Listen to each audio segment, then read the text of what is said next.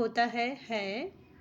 यम Y को हम माई पढ़ेंगे। माई का हिंदी मतलब होता है मेरा। HOUSE को हम हाउस पढ़ते हैं। हाउस का मतलब होता है घर।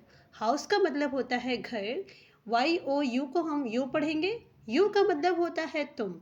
यू का मतलब होता है तुम। ARE को हम आर पढ़ते हैं। आर का मतलब होता है हो या है। ए को हम आ पढ़ेंगे। ए को हम आ पढ़ते हैं तो आ का हिंदी मतलब होता है एक। आ का हिंदी मतलब होता है एक। GOOD good. गुड का मतलब होता है अच्छे। GOOD को गुड पढ़ते हैं। गुड का हिंदी मतलब होता है अच्छे। तो देखिए इससे एक सेंटेंस बन रहा है। This is my house. This is my house का हिंदी मतलब होता है यह है मेरा घर या मेरा घर है। हम ऐसे बोल सकते हैं। You are a good. You are a good. तुम हो अच्छे हो। तुम अच्छे हो। तुम अच्छे हो। तो इस तरह से हम सेंटेंस भी बना सकते हैं। चलिए AM को हम एम पढ़ेंगे। AM को हम एम पढ़ेंगे। इसका हिंदी मतलब होता है हूँ। एम का हिंदी मतलब होता है हूँ। IS को हम इच पढ़ते हैं। इच का मतलब होता है। इच का मतलब होता है। ARE को हम आर पढ़ते हैं। आर का हिंदी मतलब होता है हो। WAS watch. वॉच का हिंदी मतलब होता है थे। वॉच का हिंदी मतलब होता है थे।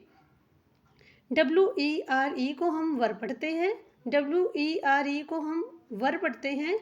वर का हिंदी मतलब होता है थे। वर का हिंदी मतलब होता है थे।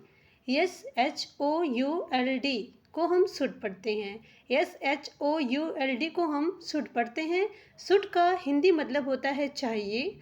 शुड का हिंदी मतलब होता है चाहिए। MILK milk. मिल्क पढ़ते हैं हम इसे। MILK को हम मिल्क पढ़ते हैं। मिल्क का हिंदी मतलब होता है दूध। मिल्क का हिंदी मतलब होता है दूध। MONTH को हम मंथ पढ़ते हैं। MONTH को हम मंथ पढ़ते हैं।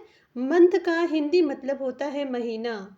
मंथ का हिंदी मतलब महीना होता है। PUBLIC को हम पब लिख पढ़ते हैं। पब लिख। देखिए PUB पब LIC लिख। पब्लिक हो गया। तो पब्लिक का हिंदी मतलब होता है जनता।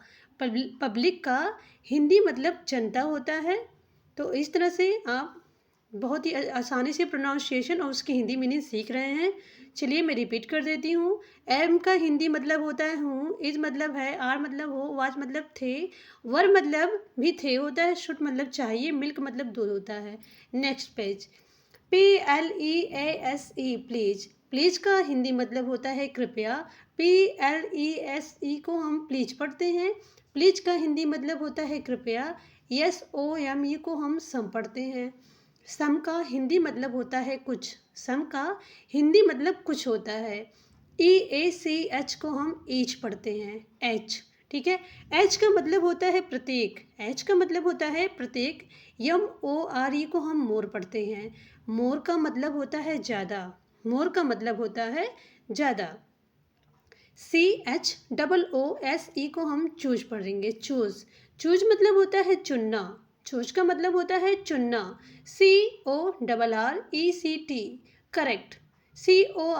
CORRECT को हम करेक्ट पढ़ते हैं। करेक्ट। करेक्ट का मतलब होता है सही। सही। FILL को हम फिल पढ़ते हैं। FILL को हम फिल पढ़ते हैं। फिल का मतलब होता है भरना। फिल का मतलब होता है भरना। SAVE save. सेव का मतलब होता है बचाना। सेव का मतलब होता है बचाना। ठीक है।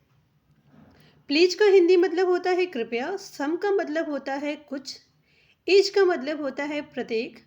मोर का मतलब होता है ज़्यादा। चुनना का मतलब होता है चूज का मतलब होता है चुनना।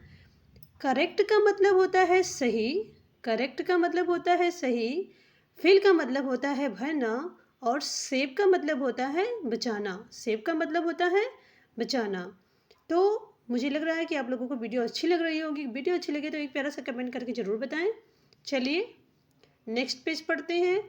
खाना, खाना को हम इंग्लिश में बोलते हैं ईट, ठीक है।